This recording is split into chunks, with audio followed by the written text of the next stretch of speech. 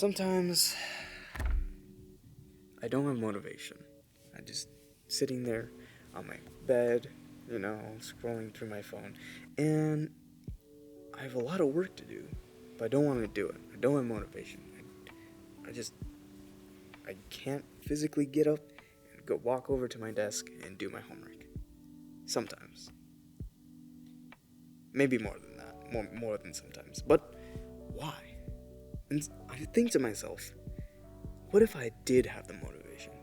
I would be getting all of my stuff done, and then I would have time to do other things, right? But maybe that's the wrong thing to ask. What if you didn't need motivation? That would be a pretty epic thing. But turns out, this epic thing already exists.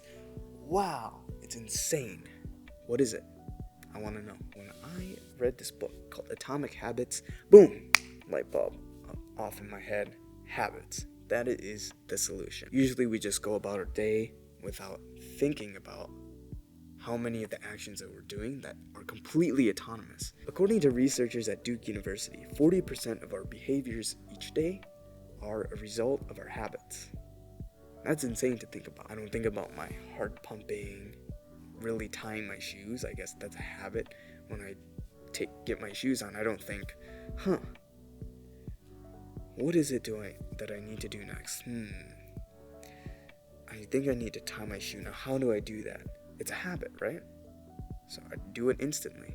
Put my shoe on and tie it. So what if you could do work automatically? That would be pretty cool. But let's start with some history of habits, because it's really interesting. So in 1898, this psychologist, Edward Thorndike, he conducted a bunch of experiments with things known as puzzle boxes. One of these boxes had a magic lever that, when pressed, it would open a door, and there would be cat food on the other side. Now, why would there be cat food?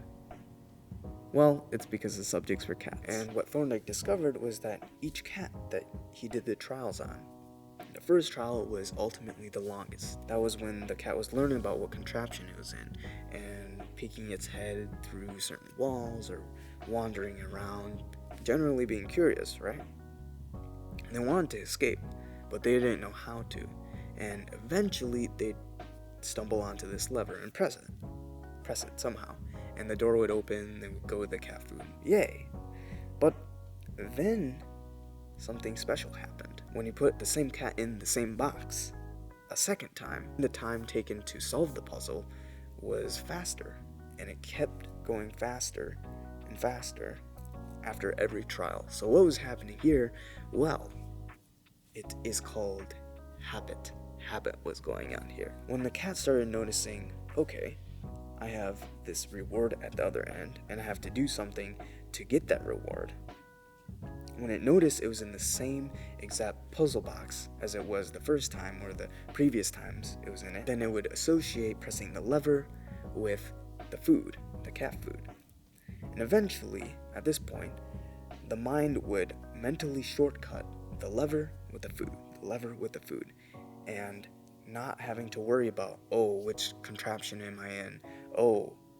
Where am I really? They just know lever, food. And that is a mental shortcut. That is what we use, right?